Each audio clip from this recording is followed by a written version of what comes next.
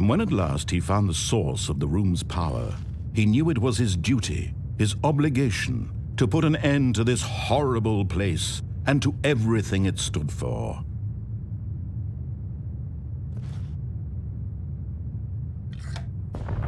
Oh, Stanley, you didn't just activate the controls, did you? After they kept you enslaved all these years, you go and you try to take control of the machine for yourself. Is that what you wanted? Control?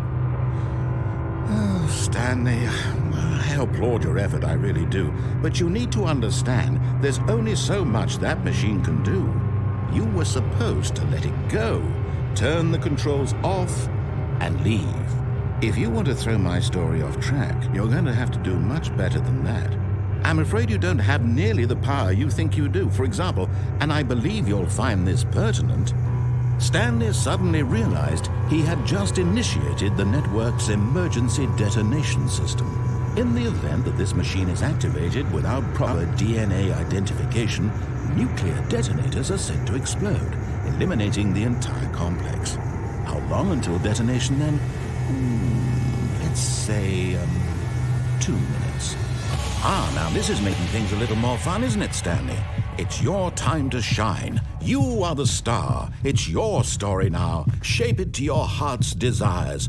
Oh, this is much better than what I had in mind. What a shame we have so little time left to enjoy it. Mere moments until the bomb goes off. But what precious moments each one of them is. More time to talk about you, about me, where we're going, what all this means. I barely know where to start. What's that? You'd like to know where your co-workers are? A moment of solace before you're obliterated? All right, I'm in a good mood. You're gonna die anyway. I'll tell you exactly what happened to them. I erased them. I turned off the machine. I set you free. Of course, that was merely in this instance of the story. Sometimes when I tell it, I simply let you sit there in your office forever, pushing buttons endlessly and then dying alone. Other times, I let the office sink into the ground, swallowing everyone inside, or I let it burn to a crisp. I have to say this, though, this version of events has been rather amusing. Watching you try to make sense of everything and take back the control wrested away from you, it's quite rich. I almost hate to see it go. But I'm sure whatever I come up with on the next go-around will be even better. My goodness, only 34 seconds left. But I'm enjoying this so much. You know what? To hell with it.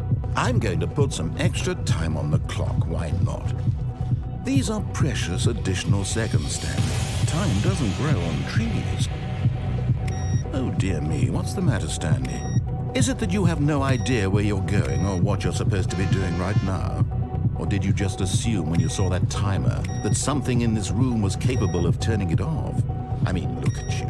Running from button to button, screen to screen, clicking on every little thing in this room. These numbered buttons, no, these colored ones. Or maybe this big red button, or this door. Everything, anything, something here will save me. Why would you think that, Stanley? That this video game can be beaten? Won? Solved?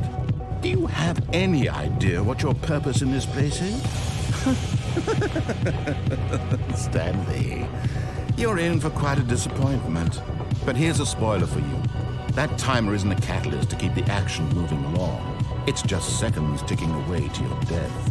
You're only still playing instead of watching a cutscene because I want to watch you for every moment that you're powerless. To see you made humble. This is not a challenge.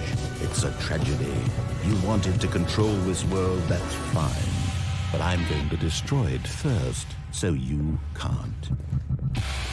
Take a look at the clock, Stanley. That's 30 seconds you have left to struggle. 30 seconds until a big boom and then nothing. No ending here, just you being blown to pieces. Will you cling desperately to your frail life, or will you let it go peacefully? Another choice. Make it count, or don't. It's all the same to me, all a part of the joke. And believe me, I will be laughing at every second of your inevitable life from the moment we fade in until the moment I say, happily ever after.